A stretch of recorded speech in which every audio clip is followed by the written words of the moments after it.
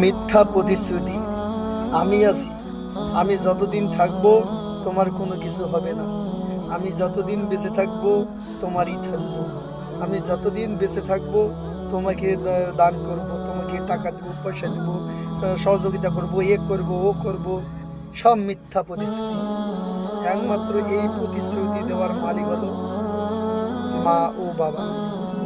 মা ও বাবার প্রতিশ্রুতি সত্য, তারা যেটা বলবে সেটাই সত্য। আর বাকি যারা এই সমস্ত প্রতিশ্রুতি দিবে যে ঝড় আসুক আর তুফান আসুক আমি তোমার সঙ্গে আছি,